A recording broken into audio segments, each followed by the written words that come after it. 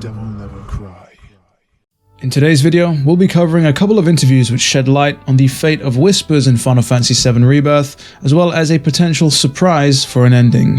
What is up everyone, it is me DevilNeverCry, and as stated, there are a handful of interviews that have surfaced from Thailand Game Show that feature Final Fantasy VII Rebirth's director, Naoki Hamaguchi, who just so happens to shed some light on a few key factors of Final Fantasy VII Rebirth that I think are worth discussing. If you're interested in more FF7 Rebirth content, leave a like and definitely subscribe, as there's plenty more on the way. The first point that I think is worth talking about is the potential return of the Whispers or the Arbiters of Fate in Final Fantasy VII Rebirth. In an interview with Geek Culture, Hamaguchi sat down to discuss how it is that Final Fantasy VII Rebirth continues the idea of recreating and reimagining a game, harkening back to how Final Fantasy VII Remake did so by also introducing the Whispers. For those of you who may or may not remember what these Whispers are, they are effectively there to somewhat break the fourth wall, in a sense that they are purely there to make sure that the party, that Cloud and Co, essentially follow their own footsteps that took place way back when in the original Final Fantasy VII over on the PS1. Imperceptible to most of the party, they were effectively there to guide them to where they needed to be. That is of course until the end of FF7 Remake, where the party literally defeats Fate, forging a new one for themselves as the game ends. The lasting effects of besting Fate, such as Biggs surviving the Midgar plate collapsing or Zack surviving his final stand, spill over into Final Fantasy VII Rebirth, and most likely will spill over into whatever ends up being the final third game. So it should come as no surprise when we effectively get confirmation in this same interview where Hamaguchi states that in the previous game, FF7 Remake, we brought in the Whispers, so for the player, they can expect to see if there are any further developments for these Whispers, and not only will they appear, Zack is going to show up as well, so it's effectively like, what will happen to Zack? This is the exciting point. So now that we know that they are going to be present in some capacity in Final Fantasy VII Rebirth, the question is how large is their role going to be?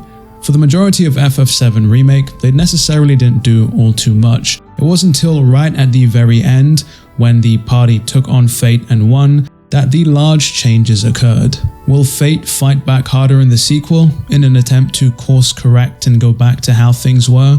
Will Biggs and Zack effectively blink out of existence again, as if nothing occurred? Will the party face off against Fate for a second time right at the very end, only to cause even more perhaps disastrous effects and changes? Even more timeline splits to the point where no one knows what exactly is going on?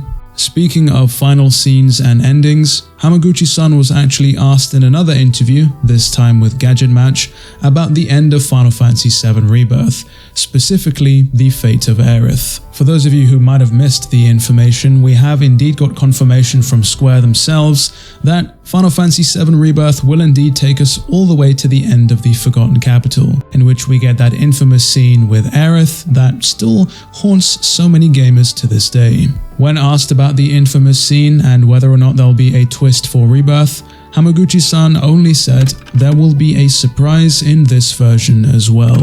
And whilst many of us would love to see that scene play out differently, perhaps having Zack come to the rescue from his alternate timeline or wherever he's been sequestered away, in the Geek Culture interview, Hamaguchi-san did go on to mention that in regards to the ethos behind FF7 Rebirth, they decided that instead of surprising the player by making big changes to any of the original material, they simply wanted to express things in a way that could be only done in the current times that we're living in.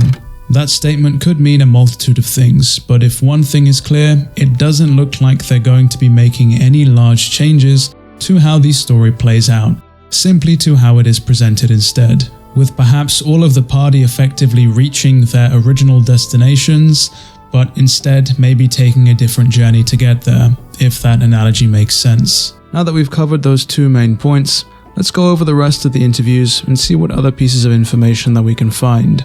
Starting with the completion time.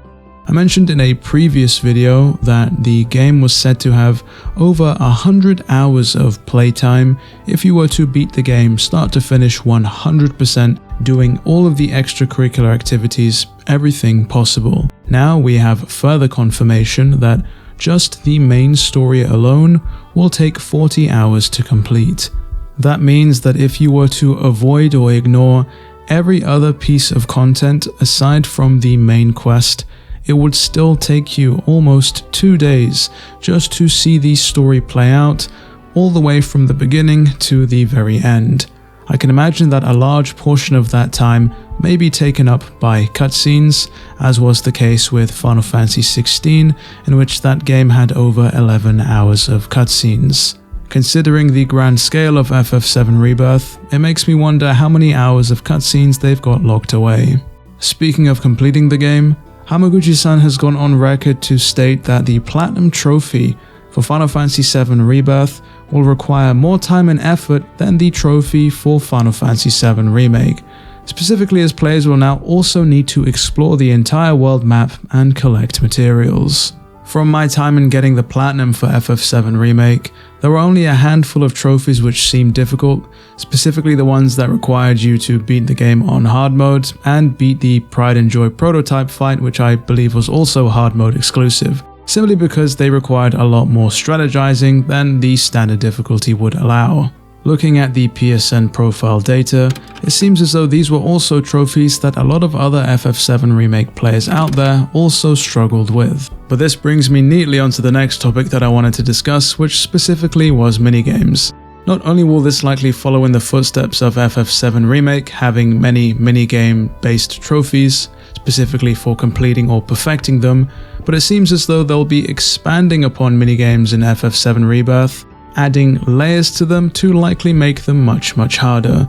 As an example, the Geek Culture interview goes on to state that the Junon Parade minigame apparently is hellbent on making your life difficult in this version. In the original minigame, Cloud was tasked with infiltrating the Junon Parade March, in which you had to match Cloud's actions to those of the soldiers around him, which effectively meant you had to press specific buttons at specific moments. But in FF7 Rebirth, not only is this the case, but Cloud is able to take in a customizable set of soldiers with him, or a party of soldiers, that essentially will have a different effect on your performance based on who is in that party. Personally, I'm glad that not only will they be able to take all of the minigames in the original but bring them over to Rebirth, but they're also reworking or expanding some of those minigames to make them more streamlined or perhaps up to contemporary standards. And with that, we come to the end of everything I wanted to cover in today's video. If you enjoyed the video, do be sure to leave a like and let me know down in the comments below what your thoughts are on what we covered today. If you want to check out both interviews in their entirety, I'll leave a link to them in the description below. With all that said and done, it has been me, DevilNeverCry. I'd like to thank all of you for watching, and as always, I'll see you all next video.